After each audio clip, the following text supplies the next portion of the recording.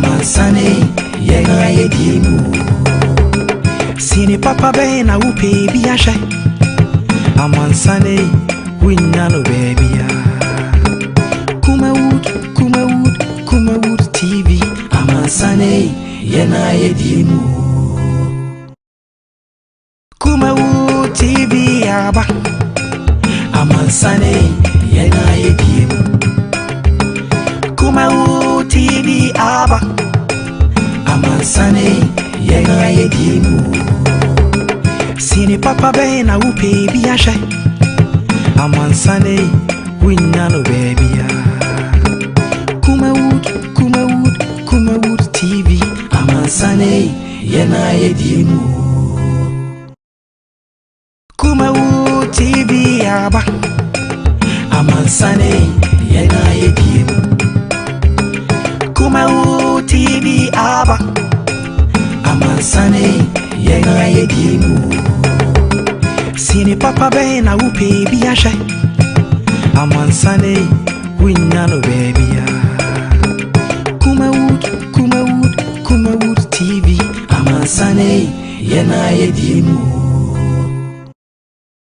Kumawood TV aba Amansane yena yedimu Kumawood TV aba Amansane yena yedimu Sini papa be na upe biashe Amansane winnano baby ya Kumawood TV Amansane yena yedimu Kumawood TV aba Amansane yena yedimu Kumawood TV aba Amansane yena yedimu Sini papa be na upe biashe Amansane winnano baby ya Kumawood TV Amansane yena yedimu Kumawood TV aba Amansane yena yedimu Kumawood TV aba Amansane.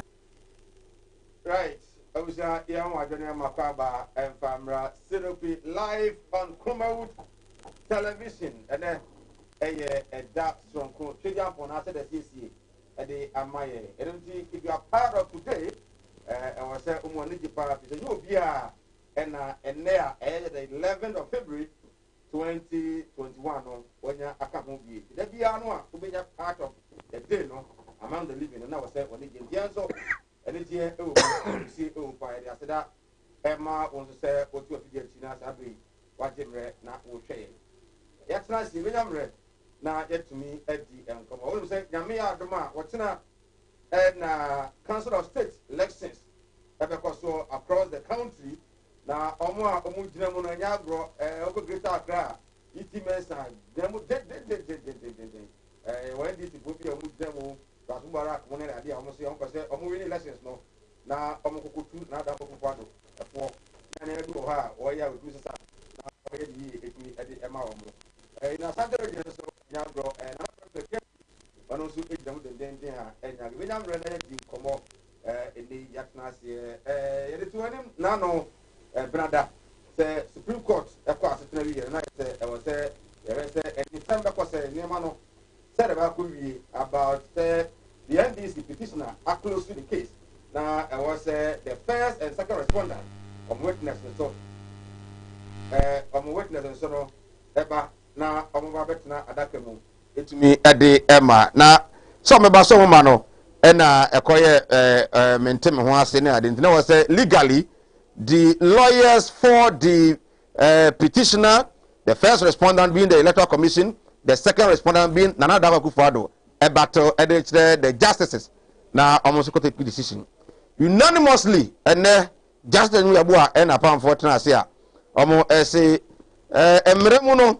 Any omono president the man remua ne omosunim diemono wontimi enforce witness such in China or media dakam media adanse die enye force inti electoral commissioner mame Jane Mensa say ne lawyer eso ma ne media dance a onfa no huni sanso na Peter Makumenu onfa no huni na obia no momode aso ba kwotre ne final statement report at the Abba court no by the 17th of this month 17 February na afi court no so no ejum nyina de a ogina so edi muaye atumi aba but then before then na court kura no eba sorry no na the lead counsel Edema John Dramani Mahama, His Excellency, leader of the NDC 2020 general elections, etimi afale 2 applications are omo ni mu se court no ebetimi aboa na de omo kana se ni na anko ye a omo be supini maame a efe no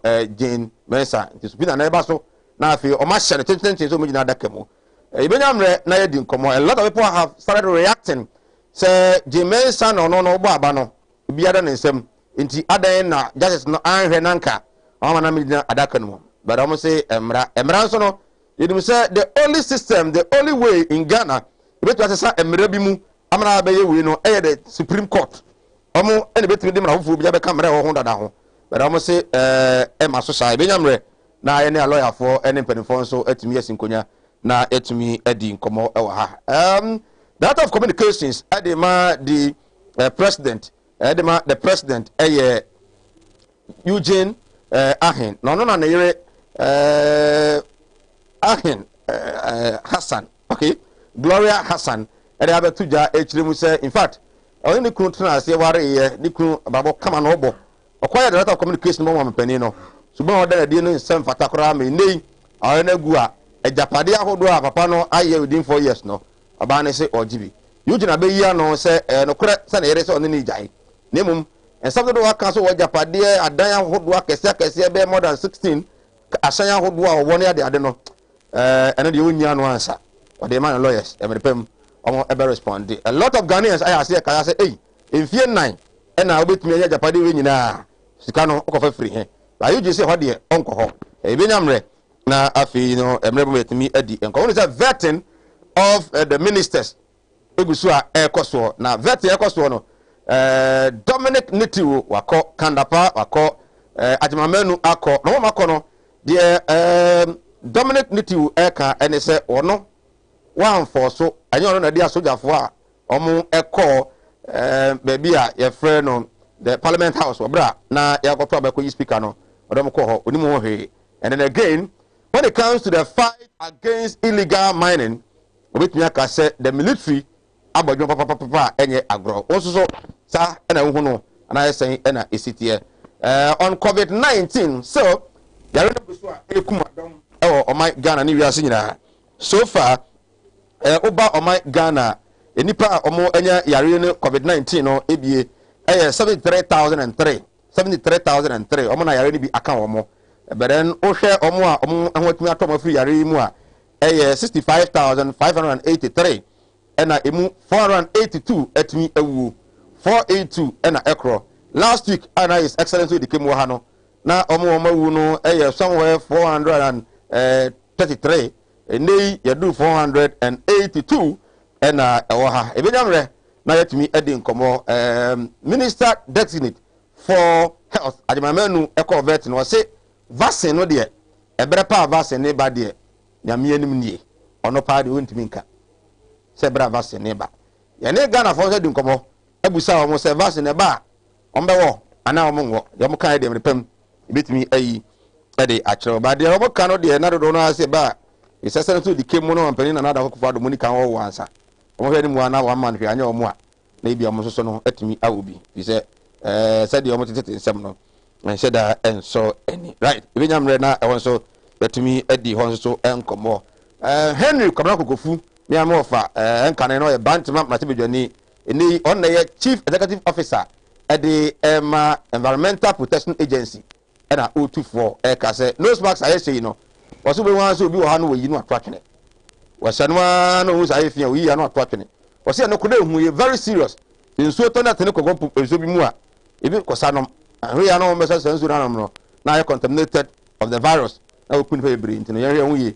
na ye dispose of the nose marks no very well ampani appointed apostle onyina obeka ya enkane Pentecost afọ na eda no say ndey board of trustees a omo ebehwe abansoro a wosi dem Nyankopon no ontimi ena no ebenyamre na yetumi adi ensam yi ho enkomo enso ewufia na ukọ Kumawu a this year ho me classmate Samuel Ajekum ena Kumawu mabunu bi se da bi papa no wa moa one empire ntiye kura one baso ntiye nti no ampani enyini mfiri ho bare ye ka Kumawu dia na manfo ka se enyini mfiri ho no na amanfo so mo adwoso enso edi sebo pa enso ampani na da akokofo ado se omo sere na da roma opani bi a efe no intim Kimasi Kwaku NTK omo sere na da akokofo ado se oyi bi mo so ameye MDC sa adwoso onfa no emra na fe entumi emo amampuntu a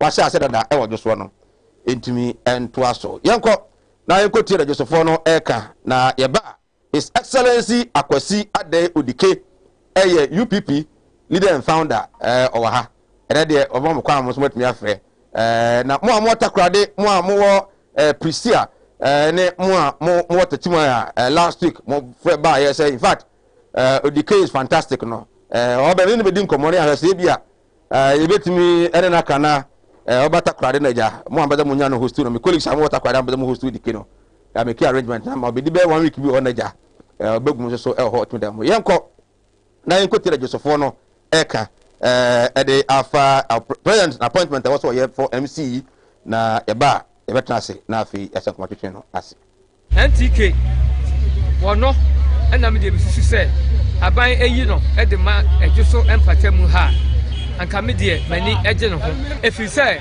de nti America sa no MTK wono no eye MPP aban no enya enenko ene wo hye ase ofiti ase ache papa ache pa isa me kai se be 4 years ni samra yeto aba na aban ebe yiye no samra wo mu nyina mpanimfo nyina behia ha eye MPP mpanimfo wo behia ha ama na wo ka ho bi odi mu tintiman pa odi mu tintiman ama adwoso empatamu ha ni ekobia no wo ka ho bi na san kura ye beto abai odi mu akotere odi akwaniaba wo koha wo baha davide kura ye to aba no ene obehu an police station no koho aha no koha aha no koha de meka kakra kura nyina ene se na nu hobi abankuro ekwan yi na kwan no na enya kura ne kotal no nyina atutu ya wo de kai kura free free station ya ekọ abankuro ekwan no so na enye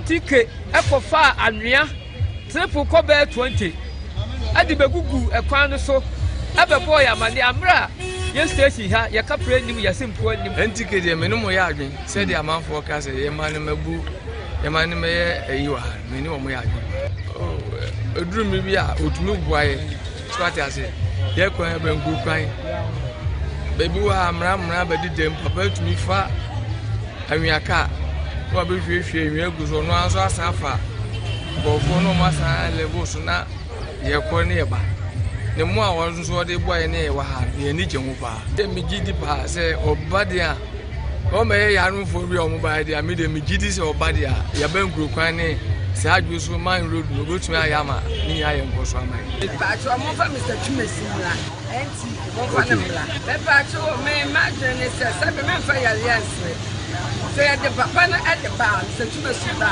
se ko mo adi jam mo mo se MPP wa adrepa e mo wo enti me Islam na se o fa Mr. Chumesi famla at the bar 4 years nyamre sama papa ndo no ekuruba ene wasa so atena district ya ma ehu se de ni enema ha ya adwo enti yesusu se nko ba obetima boy okay na wono so watena ha ni se de ya bla bodo sitie ti nyame ya no ne sanka aban yi ni dia enka be boy abo hene kura ka ho aboa MP abetena so yi enso aka ho no nyina timi aboa ma kuro no tumpo se obi a watena kuro mu anya wo kuro no na ne bibia fi ne nkola brem bo no kuro no sinto bi ase de city ti be boa yi se yenya ba bi ni dwa wo so ne makonya bi hwe no adwa ho me edwa mu fi so nya ba bia no wo hye no ma e pa o pa di ye wu so yi pere na le so le fi e de fi an no ya ko le mu so wo fu pa o don pe fo yet is on the same time o wa mo tin ga dan pe fu na no wa je o mo de ni na dia ma ti fi se nya ani pa sa what I farmers are not getting MC. The boy was a good idea. The MC or what, but I am waiting up 1 in my phone because they never be real for you. That was just even your ball of prano. The ball I am man. Answer they can't put a ball on the prano. Now, yes, over straw ball or footballer. Now, side of us, a can in the 5 ball on. The district in here MC. Waiting up why I'm not putting my account. Well, MC, you can't pass it. Murana, Omenia, MPP position. Oh, what communities, Nebra, baby, I'm here to see. It's me back on my ear with the stamp for disability for even co-agent. The community are to be true, we are in a child's car, no about the Yamo, or Yamo, one was such a chap. It's a new and then starting with Zongo Hali or Yadi. And if you school bar system, say, watch them, so what year before, and take a power.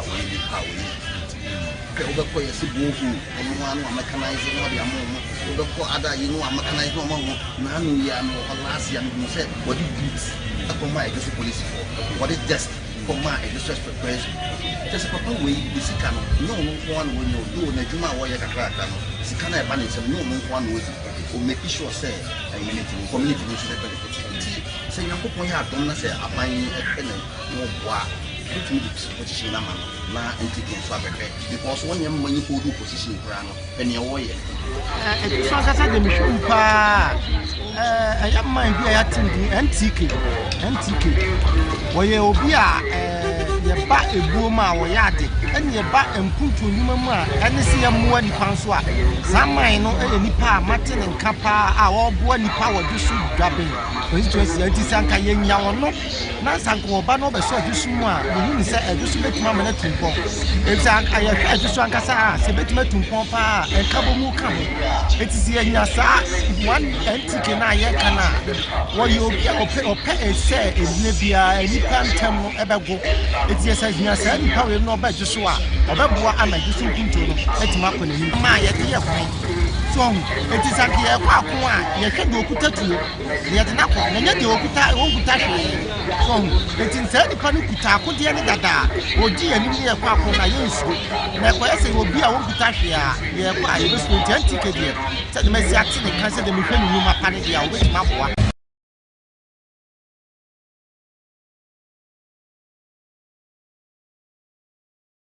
NTK, well, no, and I'm the said, I buy a at the man, and just so empatemu ha, and come here, many agent. If you say, right, yes, I am Makwaba and Famra Sinopi live on Kumawood television.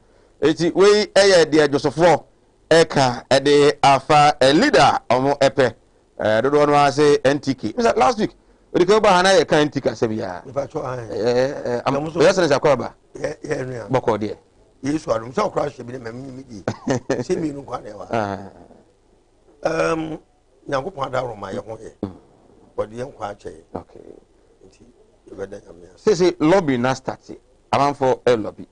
But Mama Pan or right some lobby. Timemo and also more lobby for the Omope. And I said, I was leaders of the party. I want my son, and also more lobby. Emma will be. You mean, Madame Wassy. The charity for Muti. Anka, Semina may be president now. Anka appointment, I appointed DCs, any MCs in Quebec to Abba. But any partisan. Because unity type of government now, they're practicing. I was so banning to me, come baby. Okay. Not the Akariat Memofordia. I want to know Kufado, our lawyer. Unim Emra. Now, Persia Tuaban on partisan line. It was no year MPP president, regional minister, or no appointed. Now, district, I got Tuaban MPP are winning. Now, assembly member, no aside MPP. There are no person say. Power sir, a free through form. Ya infani na man the party. Now, what you show as conduit. To the first way you be ano. Papa Bonio, na wanya enkrofo mbegina wa ya ama no na wa get away with it oba so na enko the party go ba ko to aba nti ye to aba na se bi assembly member no NDC for the mo de ba MVP for the mo de aba also UPP mo de mo de aba ye to a the papa no be wi ni. Listen to me. Ghana about to have to CCR. It's not about who is popular. A commercial democracy, political party, or Woska, na or mobilize or what mobilize the resources and a winning. And yet the true reflection. Okay. And you know, say, young anti democracy na see ya na ohia ado Korea no. Ama wa wo nim de akwa opese wo de bebo ano. Uni sky ente wonka. Okay. Enu ntino MPP ni NDC na akwa abem. Ana o mu atimi de o man sky bi aye de o mo pe. Enti na amanne o mienu ni de animu dendenden no. Eti se sa de sa akwanya no beto wa o mu diska beje sa form de ni na be kan wo. Okay. Say MPP o say NDC o. Ebra ebetimi akodu sam pempen so no. What it means is say ye chairman mu mienu akosi form. Say nya MPP a na ye NDC. Na enka enya hwe but enyema bia o man no parliament am ye hu say aban bi beta so o majority a or the majority ni ye de ope. Okay. What I say? We walkout opposition for no parliament. It just a simple majority come against the will of the people. So therefore, and district assembly elections, any assembly member elections, and can non-partisan. It will so for crowd ultimate beginning. We are retired officer ultimate beginning. Se nipa 10 kra ne begina ne yato abani wi a enam senya party bi na de ba on and do ba enti no we are accountable direct to everybody akwa your party for ba se MP bia ba constituency a ne nkofo ne di nachi MPP mana edi umachi okay minister wa ha na du a ye dodo na MPP for no de serve na e de oyaw aba the other side no. But se to aba no non-partisan. Me kwa de my kwasi federation. I know what you're saying. Ya pick bibia o federation ma eye. And ya di unity no a blended. Okay. Yeah me new system of governance me device. Okay. Ya no anka aban no bibi ti say electoral commission ya aban be no. Commissioners na eto aba no mayi mu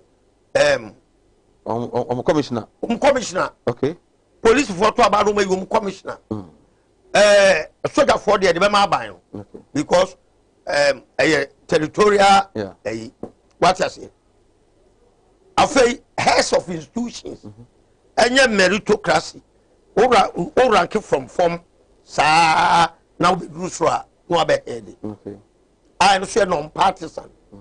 What it means is say, yeah, they are banning to me to go na ama yenye ti man no. Ebra bet me do some pempen so no. Yen your friend power to the people. Okay. Yen your friend participated democracy.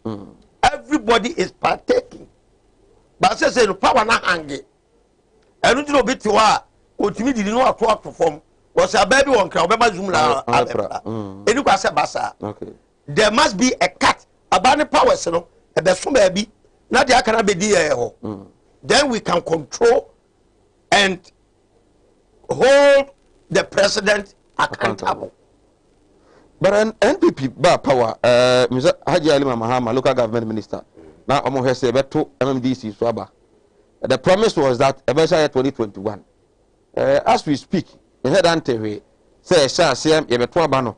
And I said, I'm penny on a better point. You see, it was also, yeah, on penny better point here. One of the best people to lobby. One also on penny tea or more.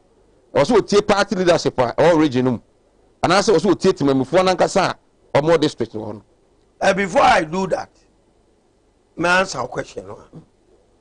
Also, the local for the car say, yem prema to no partisan be non partisan or withdraw no I don't know this assemblies yes no yes but for the MDCs okay or the can home preko or the can okay also wa kwele back to the shares but we will be a person boa Ghana e ka so saba bonten say abusuafo ya sabo ezusuan mu a mu ye stakeholders mo mra ne nya ento ato adwene na ye hu e po a ibesi a ye di be DC ne MCs ne assembly members de no pese ye ma no na ya anye no wa twe akoda okay say won se mu ni ya ni bi akodu se de ye nyi MDCs no say appointment it was not quite appointment no okoya eno na mo de form cartel okwa yin kofo a ono mu ye dwirim ni kata se be yi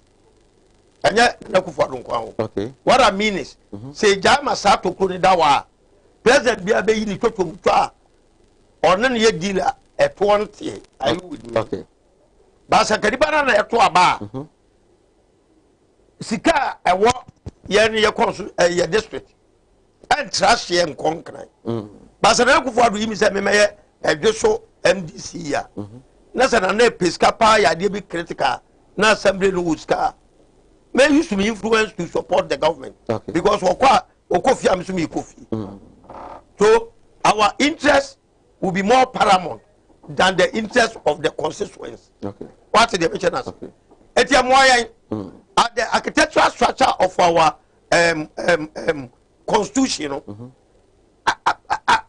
at the powers excessive powers ama the central government okay are very dangerous.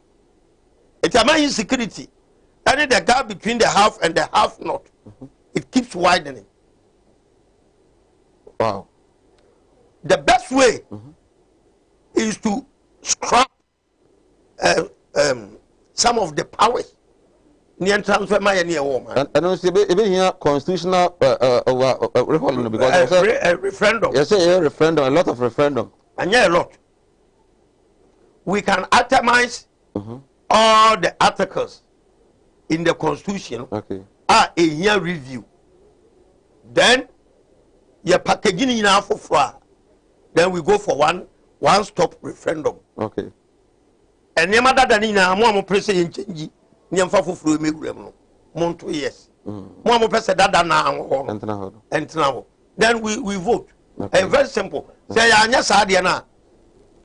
Na me mi Robert Makaskes ye see be yikwan ye be see 3 6 unit classroom block near the contract na mo bi won kran specifications e wo contract ye ne beneficiaries ye be see school na ma yenim no ana say the final baso be see say I was so use cement 300 bars we don't know okay now about no be use 150 so to ya na dan so apa na the correct record say yes school da amamo meanwhile school da na see no woni anu bia wo na obi beto ade amawo na woni anu wo mu a ase kyesɛn obi di usika ekoya ade amawo sika na ya ode ade ekoya amawo woni anu wo it is assume say en fan say yes say classroom block no about value no 500,000 it is 5 billion na ye tuo ya yaka kire mi Kumawood Makaskes for say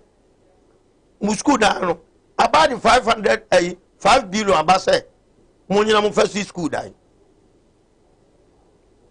yewo akwanya say ye de kwasafo djuma e support yewo akwanya say ye design ye ni je ho yewo akwanya say ye de materials e papa e ye adwuma no yewo akwanya say yetimi school darma ensesa kra eden eka na kai odi ade adefofo because the value of the school is as good as money e dia be shemo nsem ewo district exactly and that township e dia nyama ye no Ghana no ye dia akro ye concert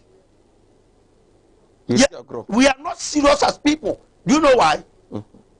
Ye be for na dia be bo o man no ye ya wo mu kanabule no so bete e be ko from kra it to be reduced to barest minimum barest minimum etu mu ma yenye to bia ba no wakata nani no aye de be benefit woni ni co-host okay na o ma jawoko is it or say ye dan we need to overhaul review our current constitution okay there are times of blessed memory onyame for the crazy yi odwene hu say indeed ene ma be constitution ma emwaye okay and o use kama ye fat funding mission ye wura pia men kanom ene those friends saying technocrats omuti sa no manas and their findings were clear say ene ma nko ye system ye wura mama na the immediate successor wa nye ho hwe nana kufu ado be nyem say lawyer there for the last week usama Ghana for them to my pefra and also one day wa tum nchire kra eti my brother o man na etimu no enkontom po afa ne to my pefra ama mabunu na bre na de ye me yakra ne say wa wo ka asem abeboa mabunu da ache no na mabunu no bi ayo dom sanye ye mu bi na nyame amaya adoma asem bi obi be ka ache no ewo phone no wa ekra kwa bambebu. Yes, I see. Mame kwa homa no so na me nin komo bitiawa emfa emra. Mame ne aspiring Council of State member in Ashanti region, assembly member or Adeba electoral area. Ono na convener at the nanaza odi ano ye mo amoje to on to mobilization hear me. Hello Nana. Ana boko de me area me Adiema Panchebra odino kwada suti Adieba Panchebra ba joma me bolu makana me ntina nan kai nana me kwatia mete asese se woni abre pa sa Council of State adwin se we e ba da bai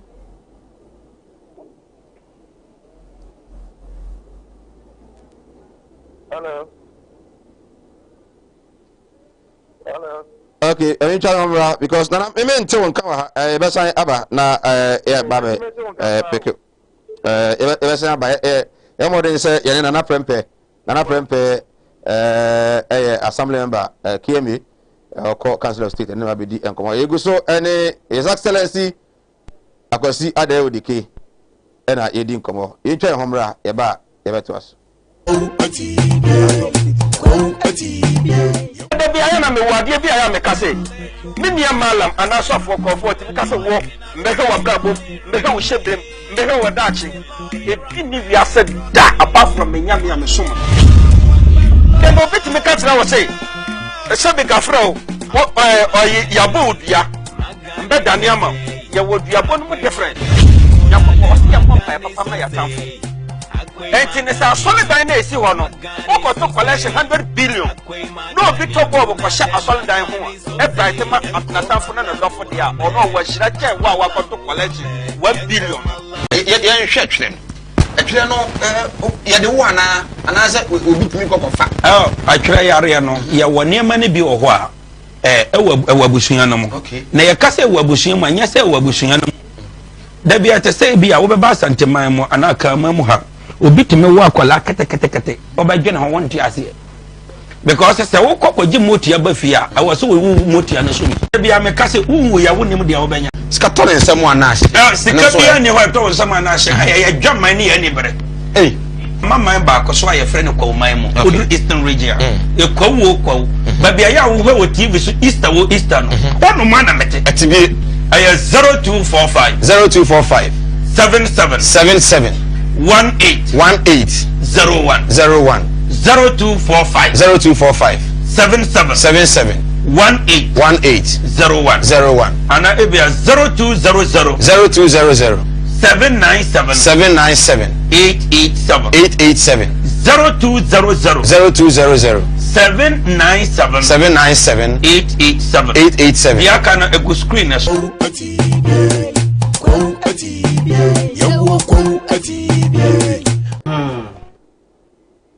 right yes I am akwaba and family Sinupi live on Kumawood television ɛne atransi yeguso a yɛdi nkɔmɔ ɔgye nkyɛn fa bɛ wɔn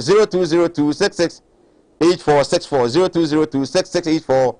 0202668464 ne yɛmfa aseda ɛmfa ɛma Godsway casket shop Godsway casket shop ɛhɔ ɛne fɔndaka papa a yɛde yɛade pɛmpɔ yie yɛtɔ no saa nso ɛna Mala Muhammad spiritual and herbal center Kumawood TV wade so ano ha nyina no wode kɔ hɔ a Mala bɛhwɛ na afi nneɛma atumi ayie atumi de ma repamu ibedi ho nkɔmɔ atumi ɛde akyerɛ yegu so edi nkɔmɔ yɛne his excellency Akwasi Adewodike leader and founder UPP Anyoku ɛna yedi nkɔmɔ yɛne mu sɛ Alhaji Sani Senior abɛ join ne na afi yɛtumi adi nkɔmɔ excellency before I back council of state na yɛ break na me ka sɛ council of state de sɛ ɛyɛ adepa nyame adbo cha no hɔkɔto aba no ɔmo na ekutu mampani ɛfo na nneɛma bi a ebia ɔbo hunu sɛ ɔmampani ayisuso ɔbɛyɛ a ɛnyɛ no ɔtuma twene ho afiri ho and we have an evidence to give sɛ towing yɛwɔ ha anado ba yɛ the first time na towing woman na so ɔmo mampani atwe ɔmo withdraw so you can say sɛ when they advise the president of Ochana about on the so your take on council of state elections.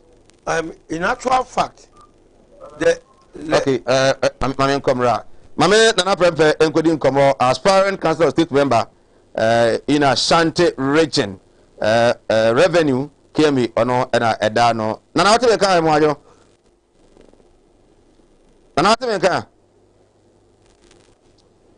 Nana Prempe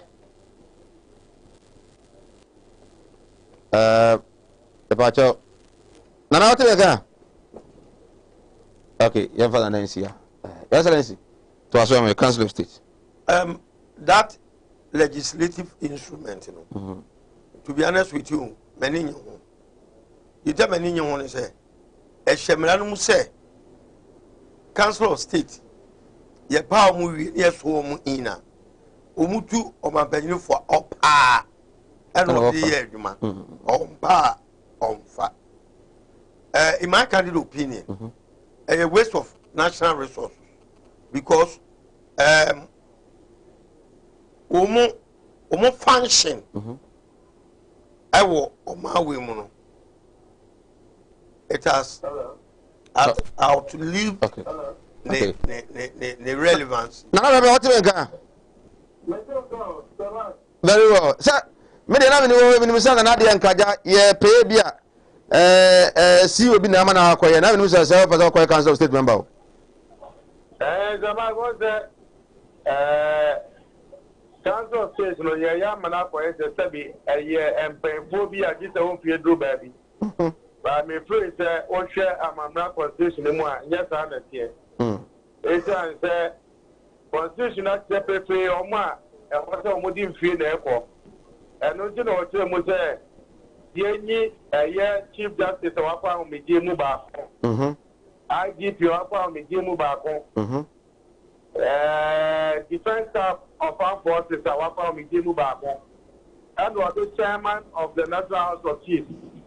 We no so man pay better for the for the ba ko. But yes sir. No. And what you say this assembly bia what region bia no ko yi ni pa mienu. They got to have any papa who will represent the region. Yeah. The women say, Muno, some institution here, rep. I was here, rep also from the district assembly. Okay.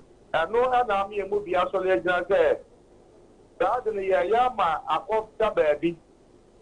Because president here was telling him for Dubakuna, we were here in Wakao. Yeah, for us, just a time, yeah, started to come out here, district assembly now got some unique rep. Our Becca, the ordinary Ghanaian, as a mamano. And no thing I move be actually just there.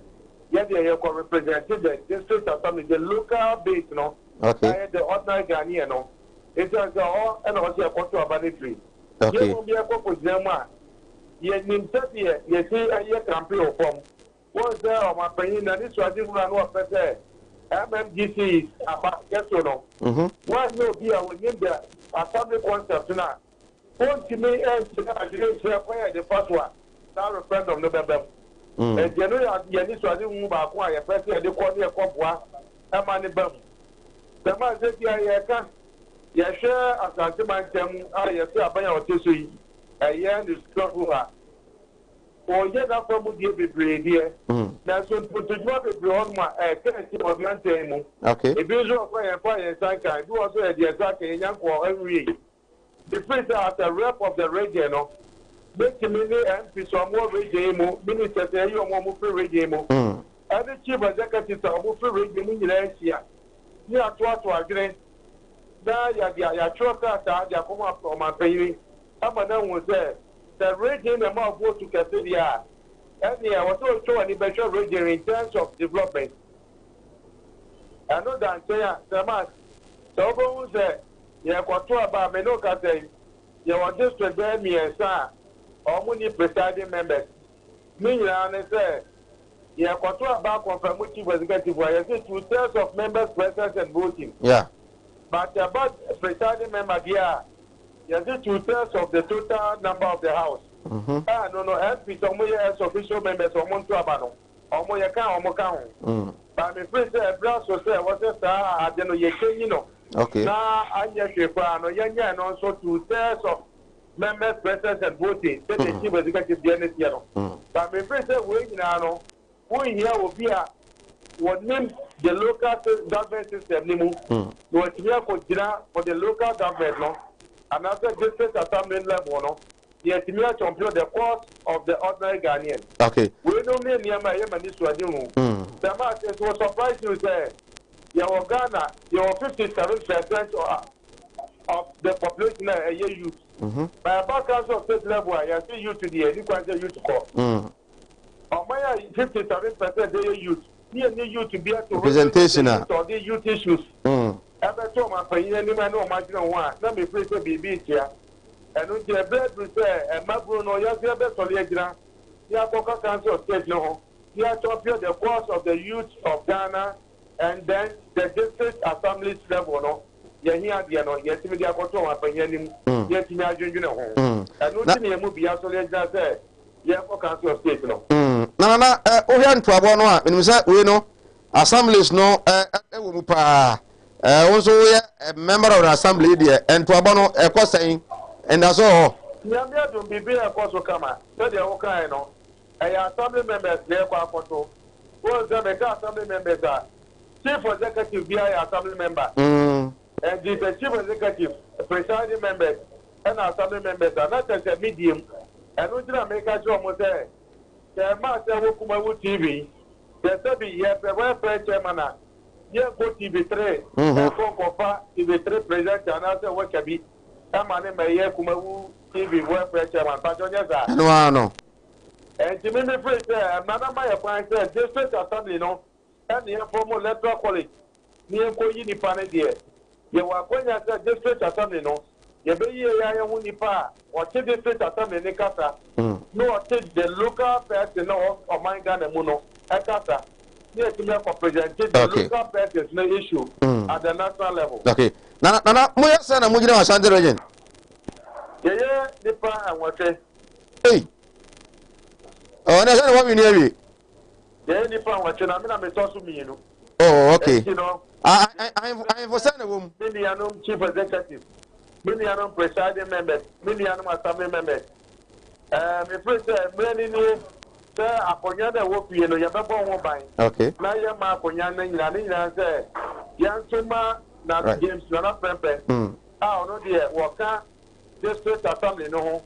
What you Mokata, no one goes to the Kata. Okay. Next time, be able to compare the cost of the local government and the decentralization.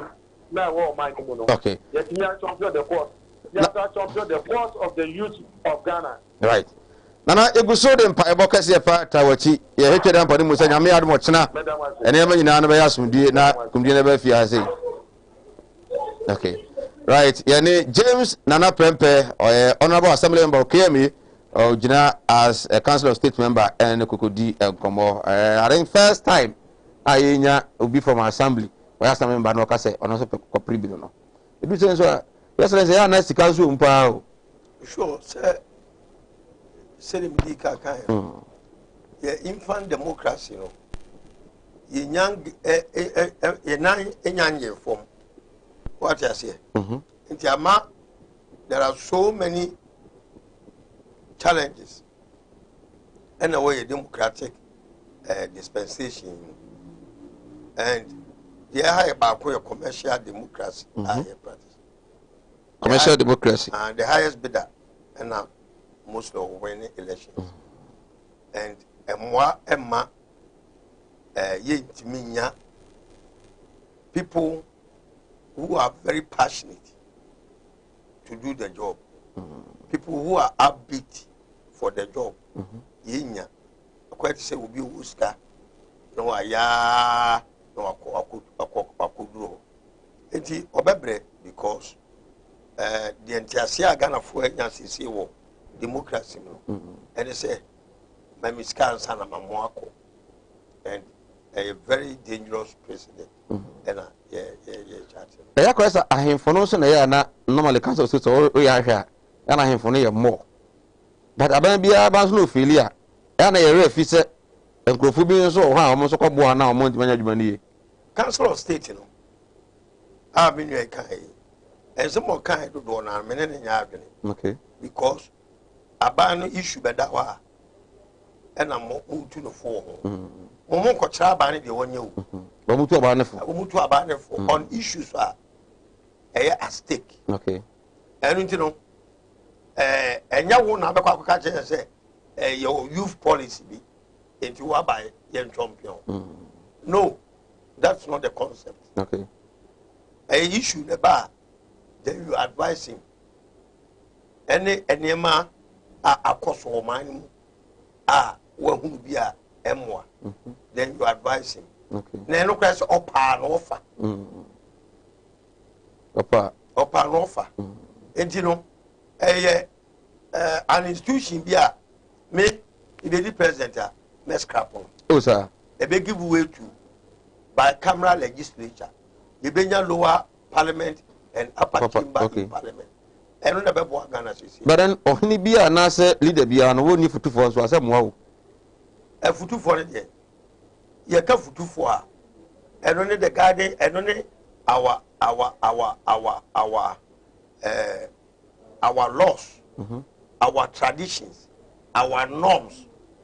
Any your friends say, what do we call it?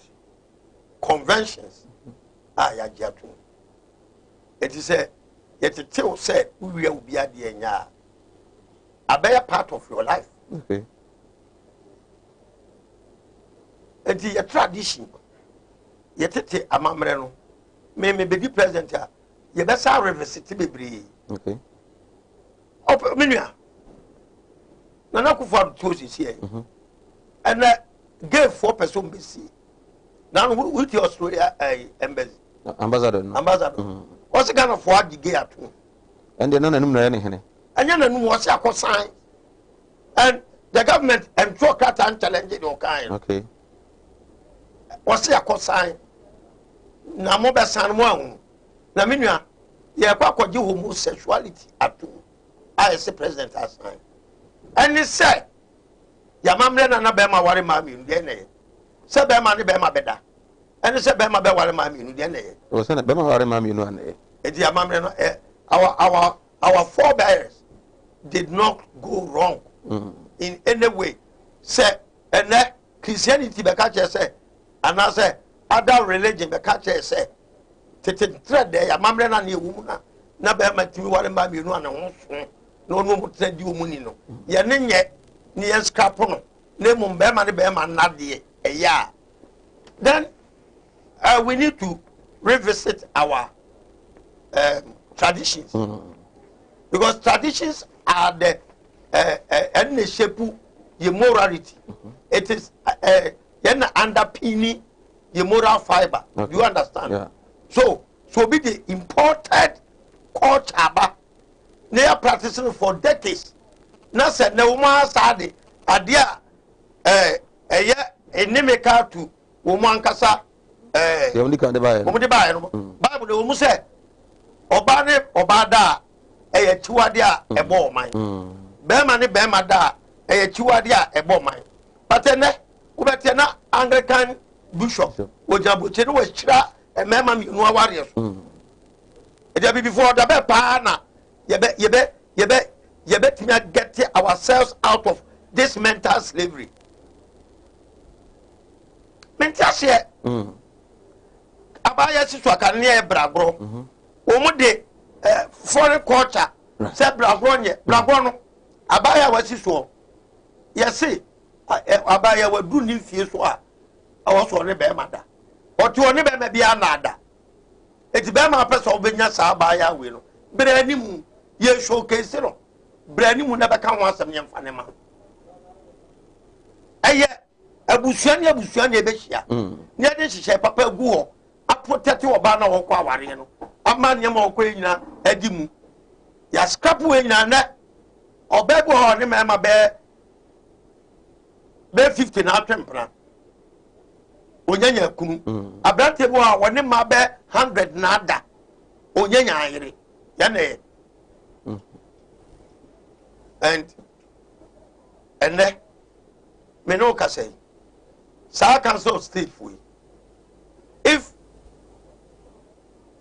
unemployment I want my women foreign culture ya important foreign taste ya important o met ma ka chana na kufuado say Australia High Commissioner no ka say ya sign to that pact until today president can worry no omu turu former papa na recanting statement and that's omu turu for say ya yi game to. Well, we Ashemusaka here, His Excellency Akwasi Adeodike, leader and founder, you people Bajoku Obusa, Ebusu didn't come on number of issues, and Enyamra Yediho and come off 0202-668464, 0202-668464, the baby Yamre, Nayak and Kadam, our general Facebook, Kumawood TV, or like you know, I shall not comment not on any be I can kind at me at the mouse also. And on YouTube, Kumawood TV. Okoha, with me, the Echo Soon, I ain't changing more. Egypt, more Italy, and Libya. Libya for the channel by Timonka. And you say Muguswa, more faster, Emma Yabua for now, and Mala Muhammad. It will say a year when they bush for you now, so Ubia and Hoye. COVID-19 still, because you say Yaren Koi, Miss Face Master teacher say Yaren Oho. So far 482 and in the and then we have over 73,000 and I don't know ebi aka wamona have vaccine and himself. I don't know Minister for Health in the or sign Akubio and as a company I nominated no as someone papano aka and they say vaccines no it is not aware exactly when the vaccines will be in the country. Yene Ghana for be din koma busa almost say the vaccines no eba omo ebe bomodin na omo agi vaccines no atumu ana na yentie de Ghana for omo asante mantemu eka about the vaccines no eba yene His Excellency Akwasi Adeodike ebeto aso on COVID-19 yentie omra yeah me gidi pa say wo because me hu obi a minim no pa what me anya bia ya me nwanwa na na me njindi o start na me njindi I che na me hu say ya e ho pa me de nyada me because angofo ke kan sem bebre fa ho e bi so mbewo bi so omonwo madamfo bi say o Germany o ka cha me say menwo but me kan say menwo obi say me say reason obi say me reasons is still menwo ana me say me feel say mewo just me pesa menwo that's it. Oh no binti mama so say because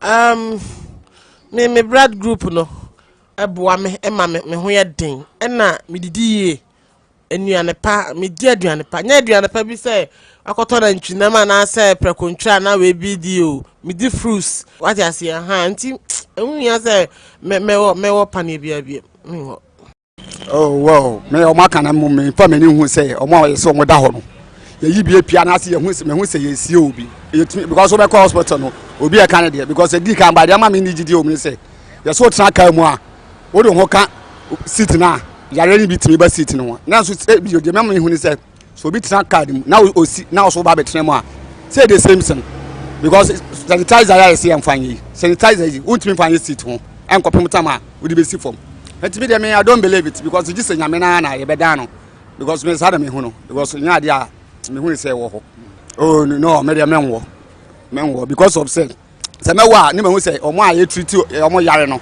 ye bia wo bia ma bia wanya ho to anase bia bia wo bia ma in fact awonya ne ho aye se bia yale ni so biu se me hu sa de a but e ba sa de mpanyifo ni di kan wo omi di kan wo a me hu se bia omo wo bi no efiri omo so a ansa na ye so ya wo bi because me le bi hu se nye enti mpanyifo ni di kan test ansa na omo de aba abontene yale na wo ho pa e wo ho yale na wo ho pa isina nsa kura isoko ban bia yo bia mana wu ti yale ndi wo ho pa ye pania ne die me ndi minti me ngosa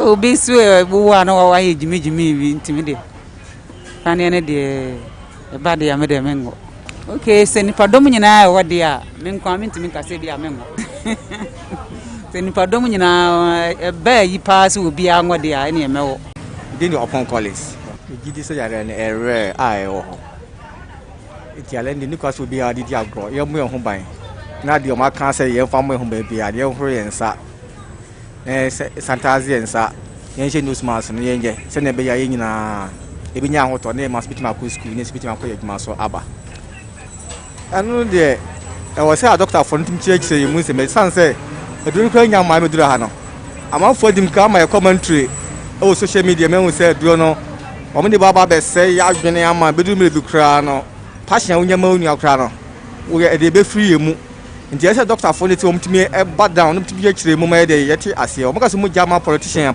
no ese no de o mayo mabrabo nti ama ye nyu mu ni so o maka papa na se mo ka bone anu ti ye de hu ni na to doctor for se de o meka no ene ye bagi adie nti so o maka se ye nwo ni ese hu sa doctor for so awo bidi a ene ni hu se ye beye na enko ba se o de baba be wo e bia o mo ase no na mpanimfo no de obi a enwo bi nti adun de ba mka se ye nwo a ne se me hwe se be boye nyina be wo your friend Daniel Azure aka Bashaka well yare nde matese bi wo but me say mani nipa na wa yale da no but me who dead bodies am timi yi ma me hu say we ye covid na ku o sa nkrofo sa no say ya chechire no ho ya ma o mbe no kra body no but e wo ho me hu in de me ndimi ngase ni oba e wo ho pa mewo but this empenyfo na once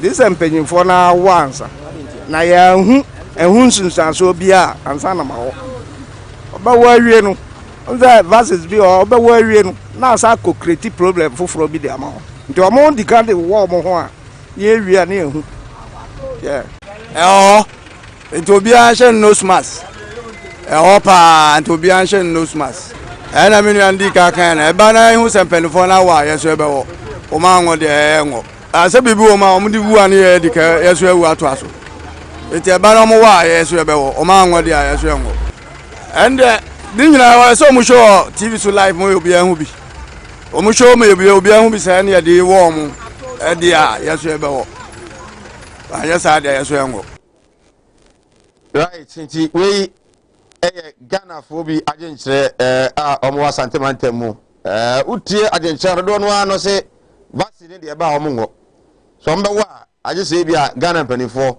ompani ba ora kwasiade odikemo a doctor for ministers MDCs awo omo hu say indeed wa ha bia no anyo mansana ombe wa ma obi kra se watese se wo kra na obi se ma yakana no so you could see that the vaccine the case no from pa COVID-19 no so no Excellency yare no last week ba na edi ho nkomo o ka de abana ya hu se ensem fata no nka so wonye the why so ye now the issue ne say ye fight yare no but we are waiting for vaccines be ba and e be metme agya no smash ise now so betme agya wo de ehye but a lot of Ghanaians are saying say vaccine de ba say mo mpanifo mu obi a omo vaccine any day ebetime se bia adura vaccine ya anase na yedan vaccine ya du ya wo drugs and ya wo vaccine okay do kan twa be kan say as a bambo. I the money pedia. Okay. Nti e be see a drew. But just say any drew na e person kan say ano. Ka say draw ye kio. Okay. A draw dey say uji o ya no paracetamol. Okay. But we ni be so ano. Enso ano. E be den.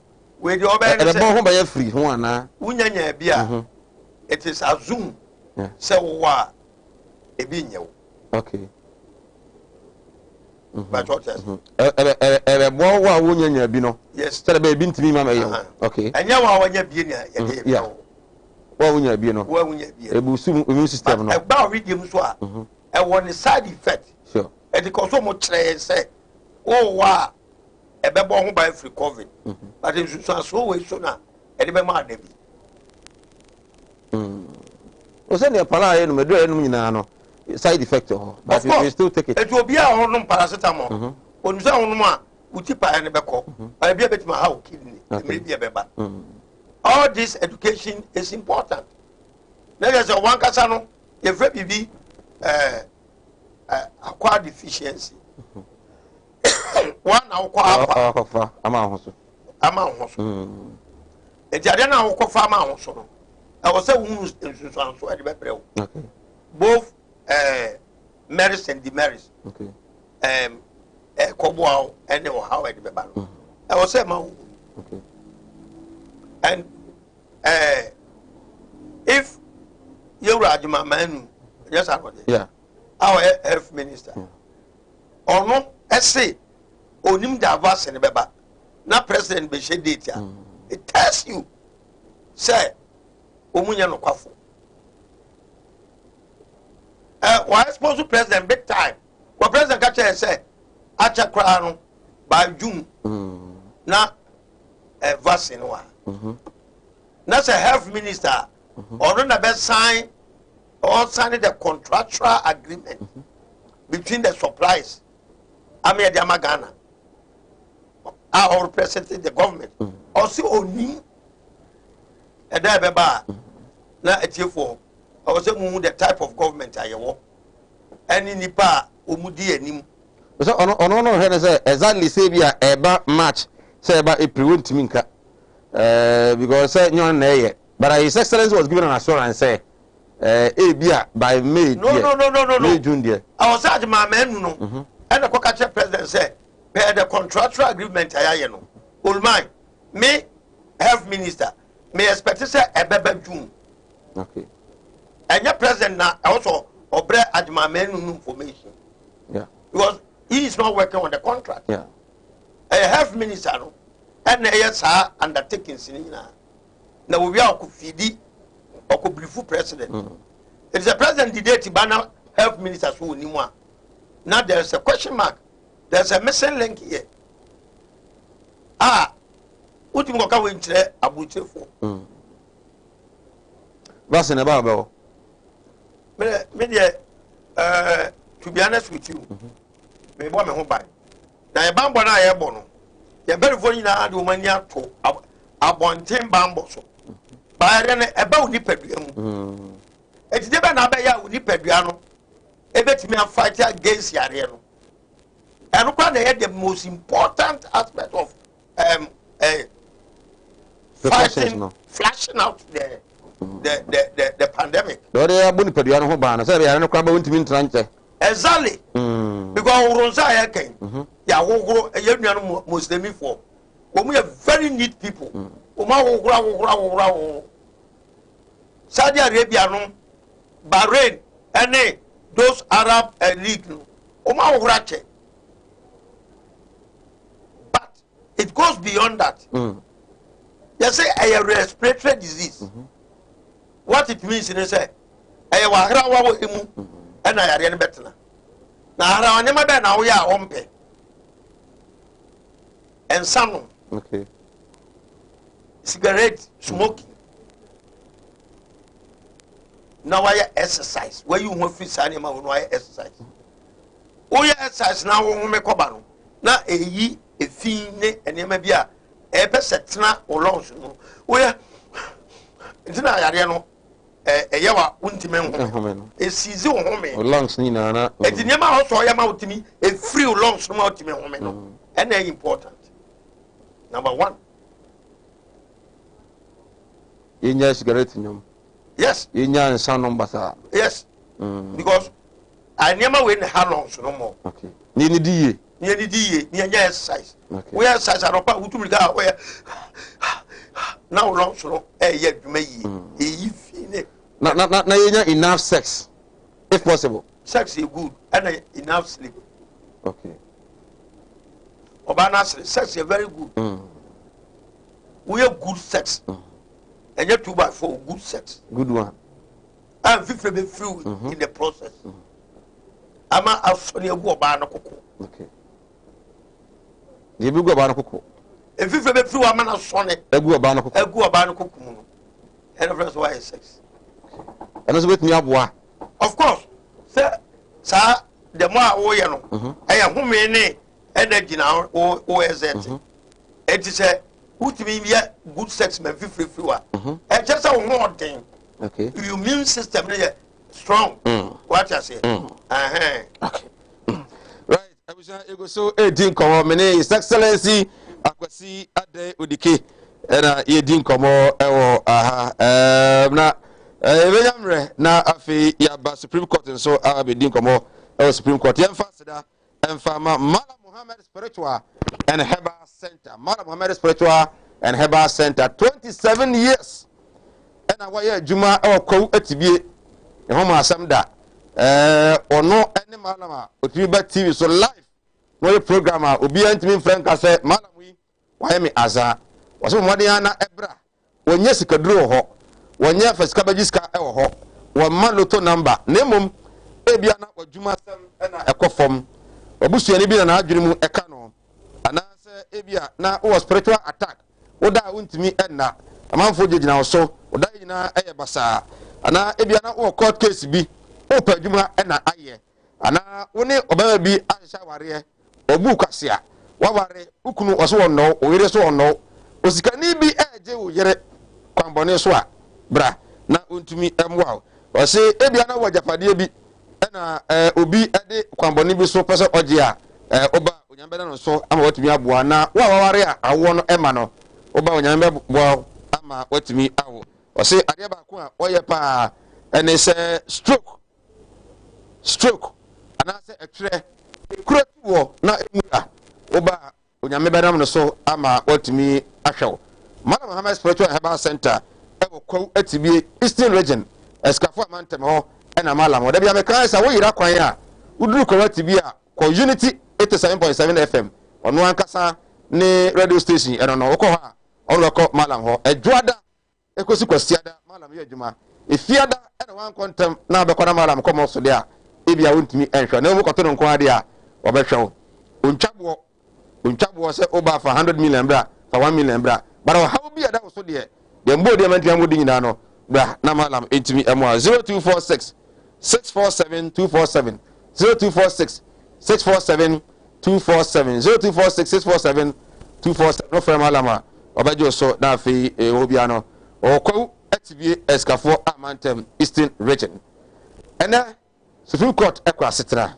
na court kwa setra no na rule na also modeba say Mama Jane Mensah the electoral commissioner was say obitina that as a witness at the electoral commissioner na say Peter McMenu the second respondent at the election petition on obitina that came na say the kwaso jina that came court kwa setra na the seven justices at the ruling by no dabria tuja and say emremu no omo ho kwaso meka so muni adanse enti Jane Mensah and Peter McMenu omo gina witness box biemu emfa eni adanse emfa emma de ekoso no we go to the lawyer for emma NDC or John Dramani Mahama and afi na da wakufo ado ekaye ye ba His Excellency Odike Ofia na the regional chairman kan say e de bi adi wo mu ntisi wo de omo no mo nuru ha kra we go tiemra ye ba e benyamre na etimi aton komo no so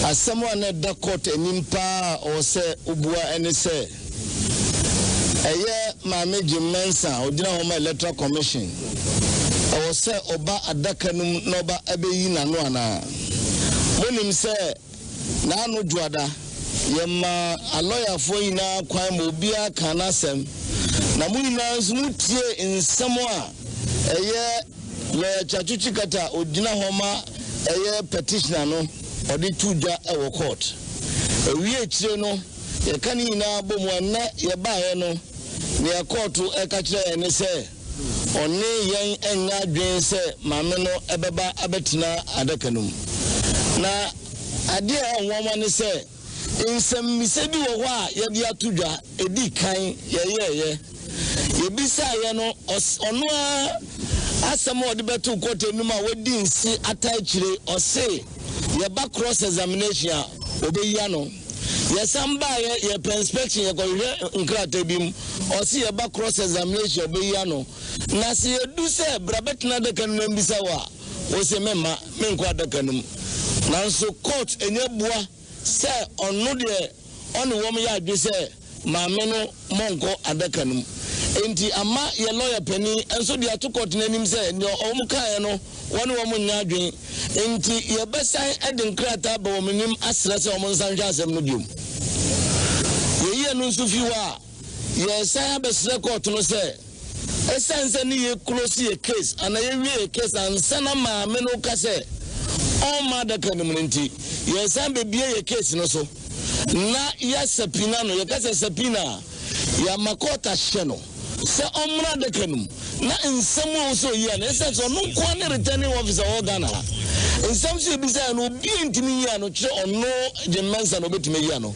enti yɛbɛma court ahyɛ no ɛde sapina atoa no akɔhyɛ no sɛ ɔmmra adaka no mu na ɔmmra mbɛyi nsɛm na no enti wei ne nsɛm mmienu a yɛ lawyer de ato court anim sɛ yɛde ɔmo maame no bɛba adaka mu adaka no deɛ yɛgusu gyina baabi agyina sɛ maame no so twa no okupa no ɛwɔ sɛ maame no ɔba bɛgyina adaka no mu so ɔnyɛ abɔne biara na sɛ ɔmfa biribiara nsie deɛ a adaka no deɛ yɛbɛgyina yɛn nan so sɛ ɔmmra ɛmmɛgyina adaka no mu nti baabi agyina ɛne nsɛm mmienu a yɛde ato dwa yi ɛno di akyire ansana MPP foɔ nso aba MPP foɔ nso ɔsɛ ɔmo so ɔmo ba na ɔmo bɛyi ɔmo na ɔmo mpo ɛno nso ɔsɛ ɔmo ba na ɔmo bɛyɛ sɛnea yɛyɛ general kɔɛ no yɛhwɛ anim sɛ makomani nso bɛba baa me sɛ makomani ɛtwetwe ne nan ase but wo nea ɛkɔsia ne sɛ yɛde nsɛm mmienu ato court n'anim 2 applications yɛde baba court n'anim na nyame yɛ adom a yɛsɛ bie yɛ nsɛm no so na yɛafrɛ maame no na wabɛgyina adaka no mu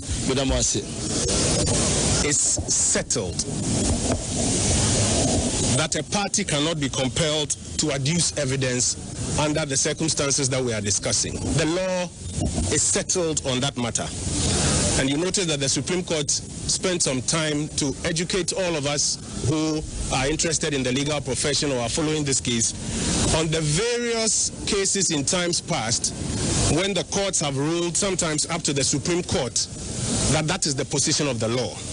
Nyamiche versus Ansa, Bamo and Labi, Te and another, AMA and Hydrofoam Estate Society of Lawyers, they went at length to remind all of us that on several occasions, the courts have had to lay down this rule and that the law is settled. So if anybody comes with some new arguments as though it is a gray area of the law or that it is possible to compel a party to come and adduce evidence in circumstances like this, the law is settled that cannot happen. The second point that the Supreme Court has made, which I think is very important for us, is that a case is won on the strength of the plaintiff's case and not necessarily on the weakness of the defendant's case. A case is won on the strength of the plaintiff's case and not necessarily, even if so, on the weakness of the defendant's case. So this suggestion that the defendant, or in this case the respondents, must mount the witness box to enable the petitioner complete or strengthen or make a case is contrary to what the law and the practice has been for all of these decades. The third point that the Supreme Court has made today, that it has heard all of these arguments about she holds a constitutional office, the EC is a constitutional creature, and therefore there must be accountability. You remember that even for us speaking to you last week, we said if you want accountability, let's all go to Parliament, whether it's Public Accounts Committee or a parliamentary inquiry or something. But when you come and you apply to the court under some specific rules, you don't fail to meet that standard and then resort to that general argument. The court has said something about it, and I think we need to take note of it. It says that the fact that she holds a constitutional office and that there's a constitutional responsibility involved does not mean that a different set of rules must be made up. And I think it's very significant that the fact that she holds a constitutional office or that there are constitutional responsibility questions that are being raised does not mean that a different set of rules should be made up. So today, the question that the court invited us so that it will answer whether or not a party can be compelled to adduce evidence, the court has answered it and has given the many instances in which it has arrived at this similar position. Now, you remember that our colleagues on the other side opposed our statement to the court that we were closing our case. And please let me just take you back. They made their case and closed their case. When it was time for first respondent said that first respondent was also closing its case and did not intend to invite anybody to adduce evidence. And that closure took place. Second respondent did same. So all three sides have closed their case. That was when they objected that we cannot close our case and they cannot close their case until they bring in the EC chair to be cross-examined. And they opposed on three grounds. That they are of the view that she has already elected, or the EC has elected to adduce evidence. And you heard the long submissions that were made, even our colleagues who came before you tried to make a new case that election happened when the court gave orders for the filing of witness. Today the court has settled that matter, that is not true. The court gave an order that we should file witness statements. We even complied. They did not comply. The court had to give them leave to come and do it a second time. Compliance with those orders does not amount to election to adduce evidence. The court has settled that question. This other argument was made that because of some of the... Yes, I am Sinupi live on Kumawood television. I said that Emma Mala Mohammed, Spiritual and Herbal Center, TV. I said that Emco Emma Sanson, I be Emco Emma God's will casket shop. Master to almost bra. Now, after the car, we hear there still this year. Emfa Emma. Mote lawyer for among the petitioner and after the respondent and them. Two cases and NBC and John Dramani Mahama and lawyers at me a finally court after say the justices Kwashi Omu throw away Omu no, we will not allow you to invite or to force the witness, which is Jane Benson and Afi McMahon into the witness board. I will say Mremono good to me and share it. Application to reopen case NDC Afale Sanso an application for review among Afale court. Excellency, NDC courts. Na Okaya issued by an interrogatories. Now you heard him say Omebusa. Mensa question here. Now on person who said here, someone can respond to the back. That was the first way the justice rule against the petitioner. Said there are more time. Original that can move. Me a close case no. Now the respondent can say a witness. Justice not a rule at the respondents, both the electoral commission and another one. And they now would see Chief Justice and the Justice of Mukapo. Now, who had the demeanor of NDC lawyers. Ubeka said, "My name why and I said Mbra and I had more." You before some call, Madam Funa all vie for just so MC in your friends. NTK. Metawa chuba wene. Intimate stretchy. Unyameka medium minimum say why a mama MPP party. It is just for me na one na papano or mayor MC my or grandpa or bar a beboa is very important.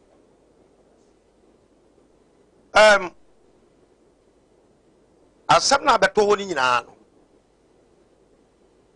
deɛ ama asɛm no ka ayɛ dene NDC for ɛde every nneɛma a wɔn hunu yɛ ɛne de me election ntwa yie ntwa yie baako koraa there were so many irregularities sɛ wɔyɛ sɛ yɛde tuo ne bugabuga ɛne saa nnoma na ɛyɛ adwuma no oh sɛ kenkan nyinaa yɛ part of the process but NDC for lawyers ɛkɔm fa so kɔɔ kɔɔto no abɛsi nnɛ no afei na me education menya wɔ the whole process no ɛkyerɛ me sɛ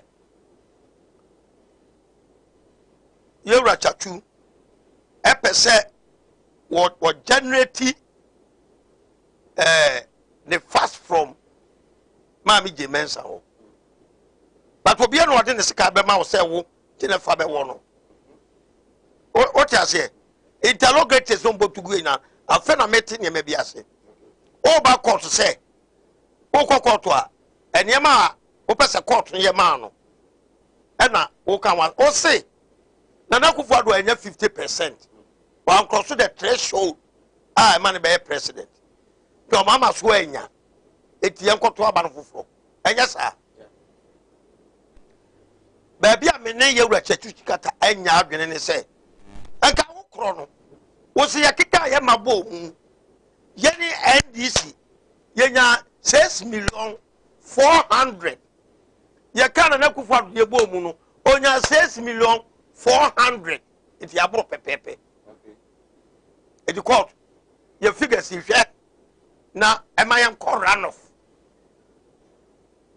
asem no baby akogina amana etwintwa nyina awon nyina ye rata tu amfa sa figures na antachi ni relief no iti say o say ye kɔ runoff a e dey calculation ye dey kɔ runoff o say dey is declare you know on 9 say am ka bo mu a obia enya 50% plus 1 no okay ka bo unya say they are basing on that figure Debbie anya maame de wabobore de wo say won ne nya adwene eti wadwene ne say ona se ni nyina wo de maame na be kan wo ne nya adwene wo a wo ba court no wadwene any say na officer cost figures ne come here die nyemfa toto maame ne de ho ni awia de ho ka no kore babias asem ne kakaka nyina akogina no again okay maame ni komotia we lawyer adafo mra lawyer adafo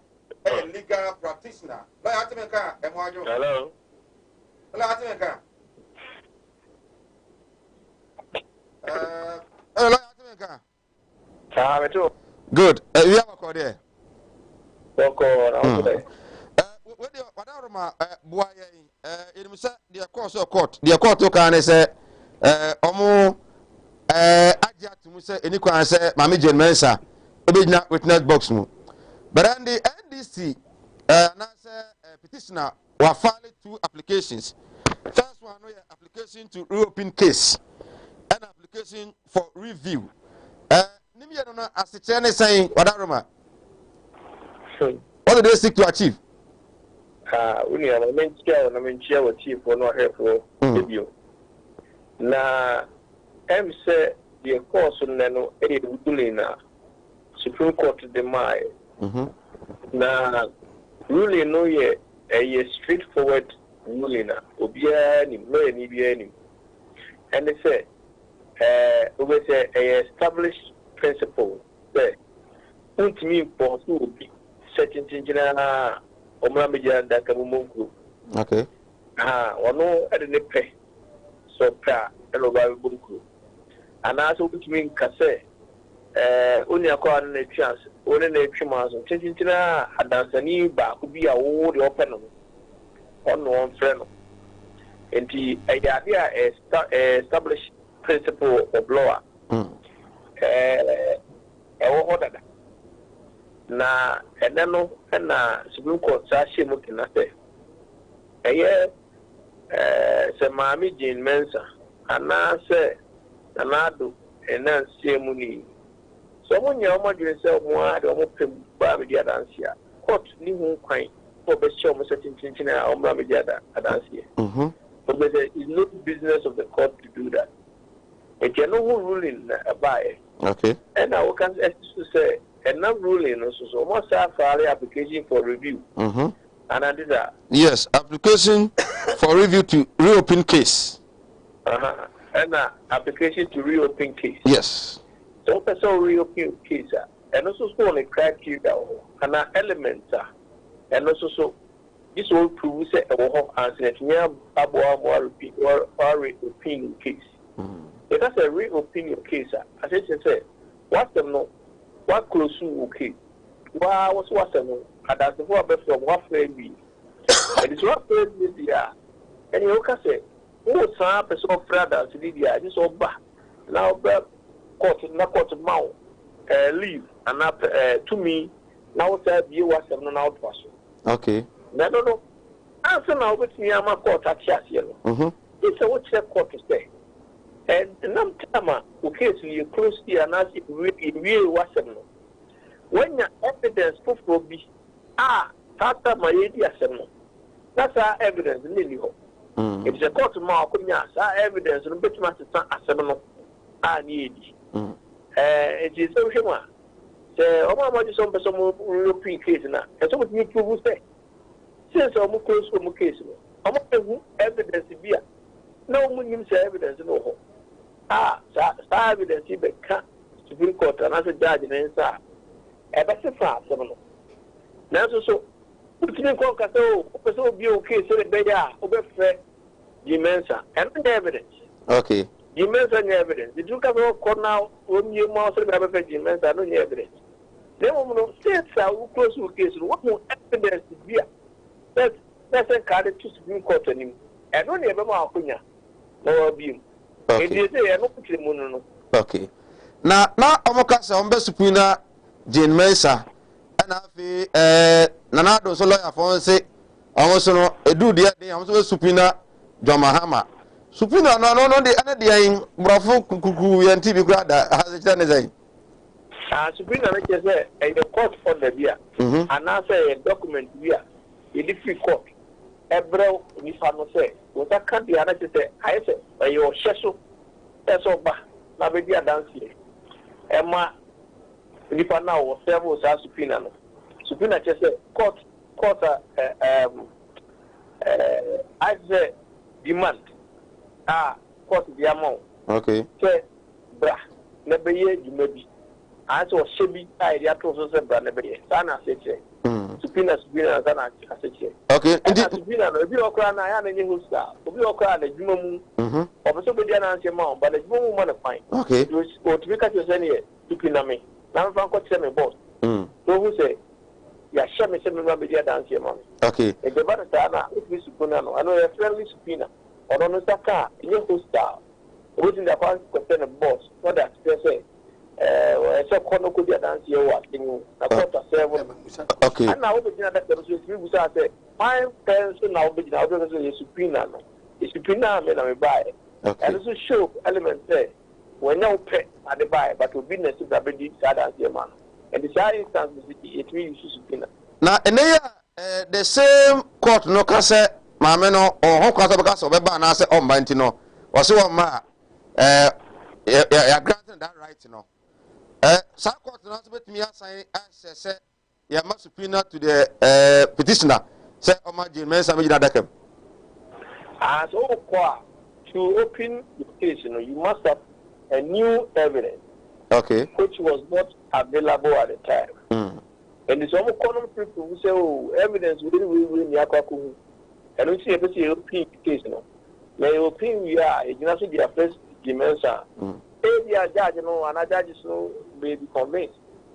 And yes, it will be very difficult to be reopened when there's no new evidence, which didn't exist at the time. Okay. Now, mind you, everything can say the only evidence they have is subpoena Jimensa. Subpoena Jimensa in itself is not evidence. Okay. Indeed, they will have problems. Okay. Excellency, also person will say one question. But I with the Janaswana, loyalty. Lawyer say. na supina no kwa obegina adaka mu ana say lawyer ye supina wa ye chew ne ma wo ba be kan na say ye mensa ba no say me evidence me wono and ma tro no the statement and ma tro no it is the best me kan nyina ne say court we the ma tro no and na mo fa ya duma obejada ke no kan say wi a ebi to asa se content na asa se ye wo question bisa wana on check election mu ana okay onya question clear I just walk at the man TV. Okay, na obusa se se amusupina no ba bejada kanum na to ka se oni asem bia kan bi de o kan ne na won kata ne so no a o metu asa asa ne tintin asa o bejada kanum de tintin a asa questions bi ana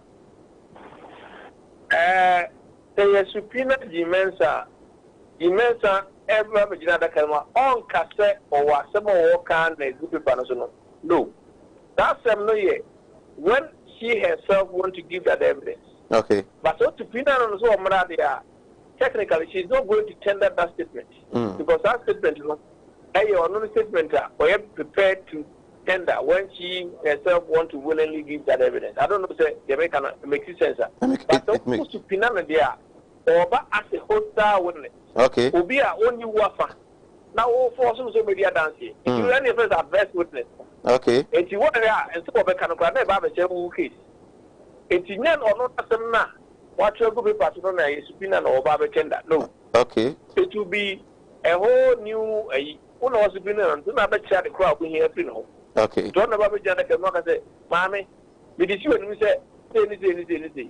Okay. So no so ya no. Obo so ya no say case no. Okay. Lawyer, we are stood lawyer. We share said the tattoo present case here. Abedru se na nkomo e won da so mbenya Jemesa wadaka momonya wadaka imu a ade na to chima e wo the petitioners no case a omode ko ya hu se ama de mo hwe no sabre mo sentimi kan asem no ne pono ejina asem a asiedu ketia Supreme Court judges ni busa na wendi menya no akona na say na asem ne gina emu de ahe court ni busa justice after ebusa no say mo calculation no John Mahama nya saying was it my lord ya fa eno ama Nana Dunya saying was it my lord ya fa eno ama na total valid votes cast saying was it my lord I think the Yoruba reconciliation and the same man no na kono so ko Supreme Court na ka Supreme Court so sisa abano the two year na ko obi anweni a so timinya calculation bi digina na ka calculation ABC e ka 1+1 ebo ma 2 so e ka en obi e ho nya 3+1 na ka se court wa anfa amadia e se court no person bu ama kwa na e dey no ri ku digina so bu ama e ho ne problem no okay the petitioners who say o case no they are in trouble and they need evidence to make up the numbers. And now, my respondents also almost only have to say, hey, compare watch them. I don't know if no case, no. Almost you have to case to resume. I don't know if you have no case. Okay. Well, you know, now, next week, let me know about Fiana to me and Yamrepa, Eddie Comadaruma. Matian watch them in your case. Right, yeah, that's it. Lawyer Kwame Adolfo, and Motin and Kano, okay, as a Ukrasa lawyer who could be an honor. Call the lawyer kind of okay, say, oh, court. Oh, say, Obia winning. And what it means, it say, the mammy James had the 2 piano. And you're correct, yeah. Now, correct in a way. Almost figures, no, the buyer, no, Dawson. About 5 different figures. You know, you're caught down. 5 from a boy in now. You're very big gazettation. HSA, another commission, you back what should be as a way and then the final result. Okay. They don't know what challenging. And yet, you know, you have buy a gazette. After gazettation, I buy a mra. Yeah. If you are not, I will say, when in a yard. If you wouldn't know, I would one away. Okay. Now, I'm from Toton. Near the all kind of credit. What's also one farmer. It's not a year Mupadua. I catch a 2 fallen. Now, go see what is our figures. Let's share relief no mu say ya kan de bo mu no maama nya 6.4 na na kufa bi nya 6.4 etu omi edu nyina no obi anwene okay afere na court no twige mesa abasa maame figure wo mu dia bani ene wo dia no ebo ebra eti be jana be chirechirem de dia wo nya asa na de dia ayi petitions no so nya awe I want to know about the ruling. No, it tells me, sir, even sir, and this vocal is Sacranua. So, can you remember with me? Like I said, well, evidence be you per statement of the Abano because the court na say, and Madame won't me share witness so media dance here. So it tells you, sir, even sir, and this don't figure square, and if you declare Corona, the James are good cast out the Corano, Quebecas and Wano, you have been you. The dear court, no, any MP before. I take his stance, no. Woman who said, when man produce vital evidence, I am compelling. I bet you see a better box. Okay. Are you with me? A woman who said to grow, I don't want to capitalize on that. But some of the self figures when they relive now. Mamma, not quite a academic. To defend what I say. Okay. But I say, no. Oh, person would generate figures in free mamma. Mamma, so I can put a woman, but not so. If you not chim, dear, and a median aircrow. Okay. So also watch him as well. Also, chim, would you figure just a median in your correct ever? Oh, yeah, disappointed. The lawyers of the petitioner. Yes, because all the pieces. Yedi every a form no na yakeka bomwa ya fa say we dey collation center na regional no kwa free all the pieces are police station mo generated from police stations no mo enu tiro mo also mo tabulate mo keka bom na mo tender no in evidence say yakeka yan police stations 33000 ni na bom no your mama enya 6400 Pishit Coronano, Nanakufuado de also, other candidates there also. Then you tablet all the candidates and will be out there shedding. You know, and I will call you first suit now, father, relieve the court on your man and the decline. But they are always saying, say, I'm more than the court now. I'm case on the court, different from the NPP declare in 2012. So it tells you, sir, the NPP at the over 11,000 pieces in the choir. But also, more than the man who challenge their course of polling stations. No? They only challenging the declaration that electoral commission on the year on the 9th of December. NPP force at the end of the court scenario is different. Pieces of the choir almost say, court and try 11,000. You can say 11,000. And I could for the president. Now I was what Garianopa. I call Sunlight. I got to have an annual force. Now you try 11,000 police station. It's a police station. Be a 500 kroner to about. I'm 11,000. Whatever. More got to about more. Okay, so in the same vein, I say I got to about. Now yet to agree. Now the petitioner say Obi and we need to go to from the court of Banboy. I was also got over. Difference woman say. Yewra na ma say ye meru na awene na ma me no so declare obi se wa wene a okuta the figure okay it is wo se ma me de nya no kora dia fa wo de na wo keka bo mu na wanya na kire wo se obi awene no fa figure awon ya sem ni nyina I was able so Sinopi live on Kumawood television. I said I'm come God's Way Casket Shop enya de nipa de ye do so yi nyanwe memo obi e beko na ebi aba na ebi na odi se bi afiri mu ya na confident team ba ya na master atono nkro force de bi alfondaka e wo se ma de bo no ba form na obi a etimi etobie na so kra na so oni ska kra no a ye de be firiu na oye ye ni wi a odi ska beto bi a ofa no adonti ene ebi na odi se bi afiri mu o ha kwa fa so be sie no obenya fondaka e de sie no a God's Way Casket Shop sebra na ontimi emwa wasam ambulance ade audition betumu edeno akro video coverage ode kan ho flowers kwa edigu emunu so no ode be kan ho so open to makora na chacha na de ye no so a obma ni nyina bi obra ntu eska bia o peska kora so sa de ye no a obma bia ye no wi a e to bia o fa no nti ne Gospel casket shop e na me kan for dem say unya ye nko ade a o de na bre Kumasi asafo labor runabout na ene master ato Gospel casket e mahwimum na entimi emwa o say ha ho be number way 0243 737 457 0243 737 457 so ba adaka bia ohia bia no wode be ma ho ye ye nu wi a na diska no abeto ba bia ofa eno nyame Eastern master to pa bomode an fe no Kumasi asafo labor runabout na wo good evening sir Mike tell His Excellency Odike that I like him, but I want to ask you a question. Why do you call him His Excellency? So His Excellency so and I was saying His Excellency. Okay, once a teacher, always a teacher. So every Masaudu Bantama, was it the NDC legal team did not present counter figures to challenge what the EC presented and gazetted. Their key problem, according to their two witnesses, is that they were trapped to leave the room.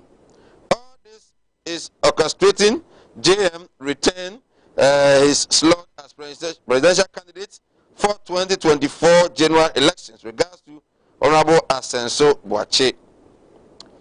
Good evening, Sir Mike. Tell His Excellency Odike, I root for him. The sex aspect is superb. Okay. A man for no. Yo, a man for no. I said this before, but the doctors did not listen. When I was sick, I went to the hospital. They thought it was the virus. I came home and I had enough sex. I'm now okay. I'm Jonas Nkranza. Greetings to His Excellency Odike. Okay. Well, let's say I'm not to me. What point about that? You say you're fighting COVID-19. Inti, a crime of be me a fight here in Viano. I say, Yabuana, you're fighting. I think it's a good call. Rock a video towards what he gets over here. Enough sex, a bit me abwa. Well, we say, okay, I mean, in fear. I say, I'm a boy Tenji from Ashanti Mampong. I think the COVID-19 is having problem with the NDC lawyers. Hey, Debbie, oh boy, and I said, we didn't find NDC lawyers. COVID-19, Abana, hey, we are and find NDC lawyers. Okay, OPK, and so at the day, Abba, or say, in fact, visionary and competent Nana Addo has shown good leadership in the fight against COVID-19. Mahama petition has fallen flat and nothing good will come out of it. Regards to Honorable Martin J. Mensa Kosa. Okay. And also Eddie Abba. I don't know. Hi, Sir Mike. I'm Eunice Amponsa watching you live from Atebubu Amante. Do you remember one of the doctors said we should eat enough, exercise enough? The best exercise is the sex Odike is talking about. Hey, right. Wow.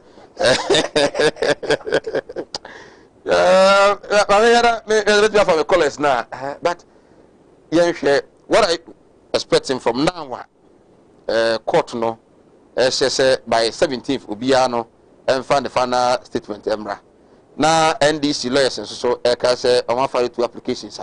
One person Musupina Jane Mensa. A very interesting now going forward from today. I think the Jatuyina or Besaba Square One, in a sense that the missing link here is the figures to challenge the Mamili declare. Okay, they want to reopen their case. Don't you think, Sabia, in the course of reopening their case, no? I'm going to meet the sir, we never shame. Say now we have the figures. Normally, the court processes, you know, in fact, it being free outside the machine. Reopen case. Case, you know, is still pending. Okay. Relieve not the question. Okay. But they have the right to bring other evidence, other people for witnesses. witnesses. Okay, so if another witness eba no say me say inya say ya enye reliever mama no musiki no. Okay. Eno no court no entimi nyintu. Eye simple. Wo na wo akọ court say mama no figures no. Wo ne nya adwene. Eti wo bebo kwa wo ba bebo obi kwa adu no. He who alleges must prove. Eti kwa adu na wo de ba so ne nya adwene no. Na wo so do adwene ne ka ho. Okay. Wa adwene ne de betoto no de wa declare no. Na ehun de ye de beto. Okay. Eti say wa dimi amfa figures ya contrary to the mama no akana and show relieve no a. Court way mabomanim ebo mama no wa wi mama na na kufuado. Oso onya 6.7. Anya no kre. Na na kufuado nya 6.3. Okay. Mama so nya 6.3. Okay. Yakeka bo mu enie. Eti court de mama ne kan oboa. Eti mu wi man. Ona na ye kofa mama no eniema wo gina so di konya 6.3 ne man na do. Ye be keka bom. Na mo so ma keka mo di abom mama e kwa mo fa so nya 6.1. Ye hu.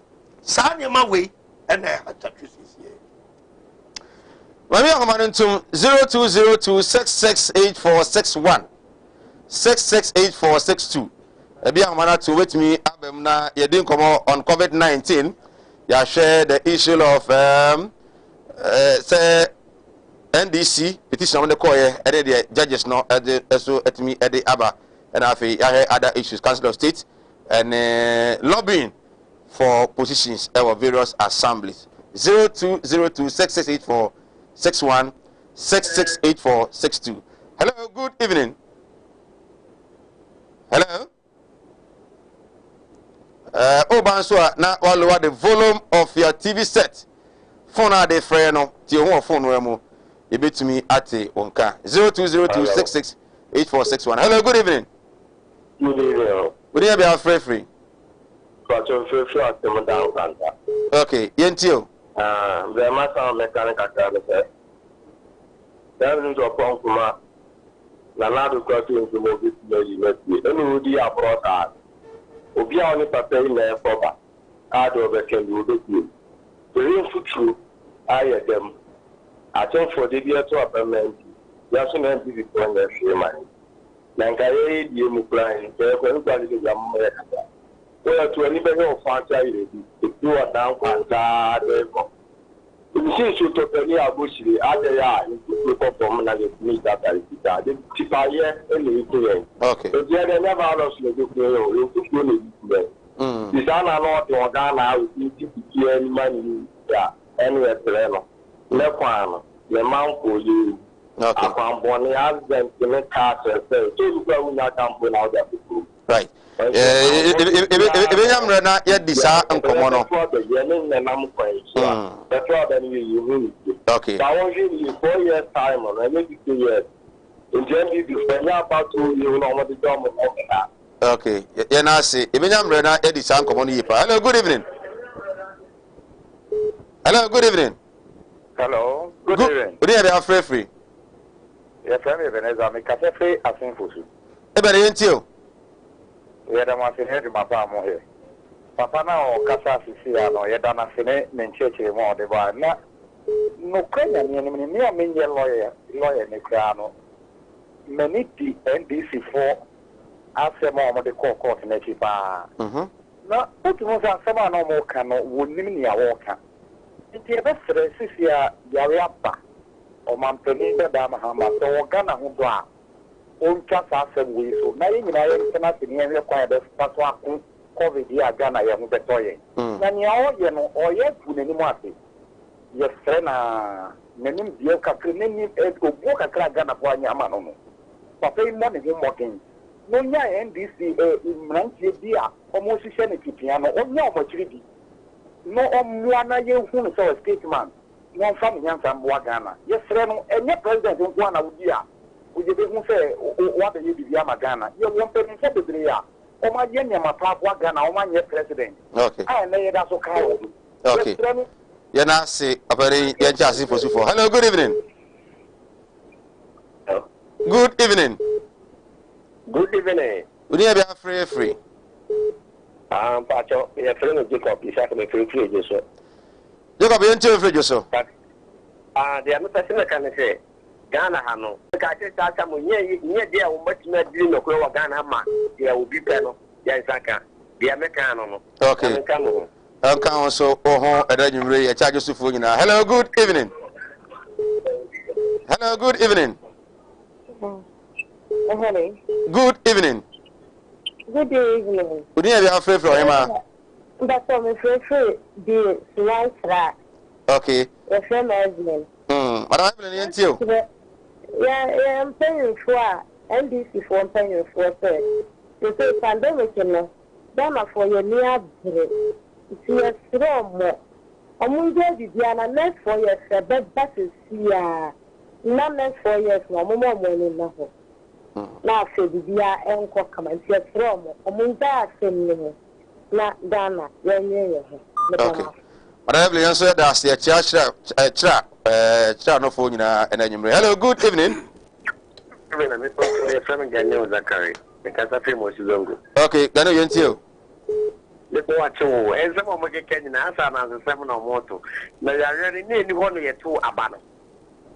And they say, 1 year 2 about it, yeah, to me, I'm my home by then they keep on a court for who keep on and can't want them. No for year 2 years. Okay, Daniel, you said as near chair as massive for hello, good evening. Hello, good evening. Oh, no, I say to your TV, no, so to your phone. And are they free? Offer Uti who phone are they free? Obete Yanka loud and clear. Hello, good evening. Okay, Eva said I'm Malam Mohammed Spiritual and Heba Center Co TV and Malam. Hello, good evening. Good evening. Would you have free? Good evening. Would you have free? Free is Sakwadi. Okay, Abanayantio. Sakwadi, your friend Francis. Mr. Francis, Yanko, Casa. Some of the court. Court, your son American. But it's you. And the you want there, and look, the judges in American. I want to say, in Bokuru, when we, I was so saying, maybe now, so keep them to do. Maybe I'm someone that would do not say anything to one. A key for working in the worker that you see in the way declare. That baby, the man be in the window. If you talk about the man being on you, I can't reach you, I know them to do them on you. Now, also, you see, living on one. So, what do you need for bread? Now, if I don't see the from bread. Okay, hello, good evening. Hello. Good evening. Hello, good evening. I say, Oba mentie our TV no so tie phone na intimi ente onka. I think say Ghana for yat na bi ase. Say a mistake kase fa me say omo hu say petitioners no ana petitioner the lawyers aye and they say one for figure na antuja ama court no ehun. Well, 0202668461 0202668462. Hello, good evening. Good evening, sir. Good evening, I'm free. I have a couple months to okay, Manso, ain't you? Let me do you too, Casa.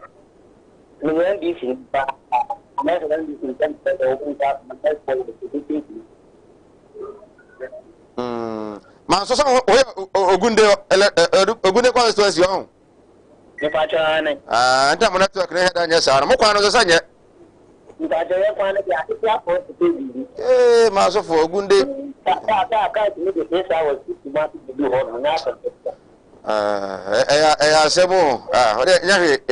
Why? Okay, yeah, Nancy. Manso for the yeah, Miss Momo. Now, what about Manso? What me?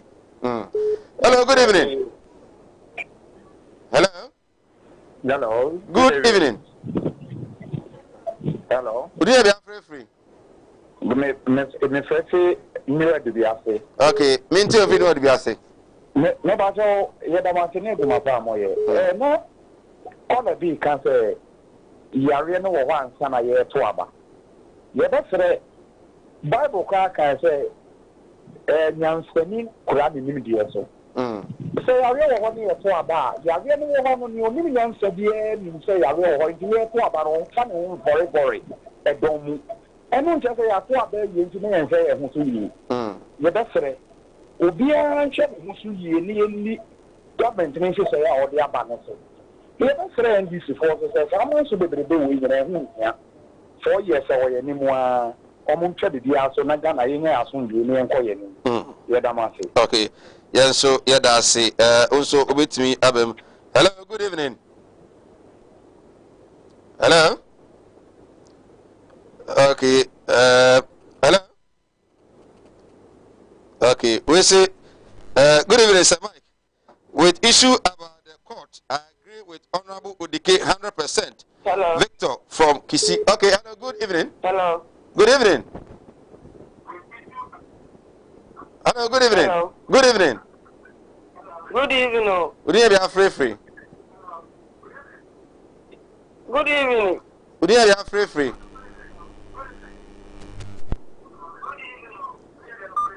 Uti ho e TV no so esa no you know every at the army we say Samai, we the citizenry of Ejoso are solidly behind NTK from Thomas Jan, teacher Jan at the I don't know. Okay, teacher Jan, tell him. Hello, good evening.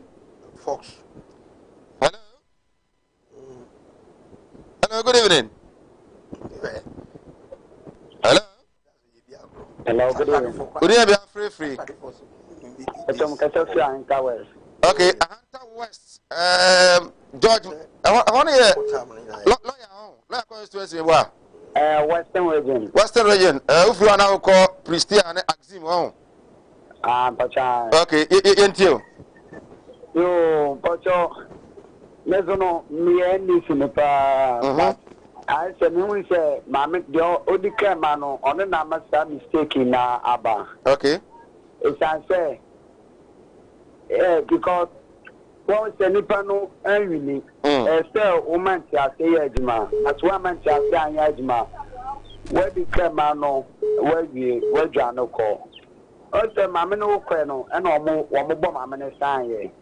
No, say, Mamma, Namasa mistake in Abba. Hello, not go quiet. Say, Odika, so, or Quamano. Those are. I'm not mistaken about. That I'll see your own. Okay. Okay. Ever ask on a winning fancy. Hello, good evening. Good evening, free. Hello, good evening. Good evening, free. Upper Denchira West, Central region, Western region, or another Central. Okay, Yentio. NDT for almost party agent for electric commission or no. One of my year, I might have. Okay. Okay. Right, yen so yada say yen na abusafo ase yet be fa frefo bi abro emre I am re aseda enko enfama God's way casket aka just for that car ubenya ho dwo na on sciences calibri enfanya yi eye God's way akachi na abenya no kumase asafo labor roundabout ho na abe God's way casket shop 0243737457 from wa omo ebejo so your excellency yes sorry me nuanom Ghana for na ka be ya ni je pa se ma me je men so ba be gina dakam na obebu nkunta akire Ghana for because me tie me nyi ni da se ma me na mo ye ne so ani but technically NDC for presentation of the call no ya mama me na fa no ho adi ba ma me je mensa je be kro biara no wo ye oba tan enya ma wo ye ne kai di se sama brabo ne wi ase fa nko ba bia na utwa nkontompo ma asafo ayira oda bontre de meka no say Ghana fo nya abotre dwoma mo NDC obi anya abotre na so nyame ammo wo hena okosa okofa ahenchesha ehwekwa me dem gidi say 4 years ye die mu court ni jama na kufu adokra ebehu ni true colors. Okay, right, yana His Excellency akwasi ade with the na ebi nkoma Malam Muhammad Spiritual and Heba Center Kumawood TV escafament ho na Malam wo wadwuma sem owaresem akwantu sem nyina no fakoda Malam na ontimi emwa 0246 647 247 0246 647 247 na yemfa ensi nyame adoma ochina yebeto asoba yensre petrol no ene udru pampia udru ene petrol filling station na fuel no eboko soro yatum kura na yente ubedru one yatum cement ne eboko soro enema maxi for say the AC sun driver for say the AC sun no yensre penifo o manimu se 2024 ene 2021 yepe enka na Ghana for refinsem be ne de kai pa se de ne mai bo kon 10 afimu no ha twen penifo ntu anamo na intumi emwa me de Michael Nana Adma Concert Mike together with my guest and obaye His Excellency akwasi ade odike leader and founder UPP Amanyoku Sanso and ami able crew Kwabi Frank me cameraman Sanso and a production manager Otri Nozo executive producer Sam Dakus the producer Bernard Ade MCR VTR Loretta and Alfin so Augustina and Alfin director Sam Dakus nyame dom no dom ya ochina 46 ye besan Asia chane so sa covid real enunti no abo ho ban na atumi aboa ama menomie no ya transi ache nyame style na onka ho ya crowd well our pia obusia say ifrimu why the den it is slower mina fa kokko wifi mina se dia wa wonu tua wo fa se no mo ayedena ma menti wo de mina na wo yere na mfa nkonkoye dikuma na ma no wai ebusa yenko Kumasi munko Kumasi Martin Luther oh bunna it's been a long time oh yeah me say minia obra kwantu ya wo se mina na ma yan ka twene ni ahwedan yo ne busu ya pani asuma me se me na me pada e wo Kumasi akamara na me se ya chini ye nya da kai nansani mo na woda so a wo hia me de we problem kra wo beje di se me free Dubai betru Ghana ana me na confident wo to na nanom ansia do ne je yi ne bo me so e wo abrede mi ni kapre odu obi na kire me go straight casket shop e wo Kumasi labor haya me ko ho no ma ana mo sa ne me yes kan hye ye o wo de bi ntwa no mi sika ye di ma me se me papa no ai so abezu ye se me ambulance na me sam pe de be da no enka ambulance any de be da ho omo ye ambulance service into any problem kra any na ye ye ni se ubenya sika kakra bi di ato ase you know say Kumasi stay by plan no ye ko na mo ko tira o some Ghostway casket shop here ye wona ka mebere te se de mo hu ni na Ghostway casket shop ye wo Kumasi in front of New Town ye the labor office na ben Ghostway casket shop ana we are the dealers in quality local and foreign caskets.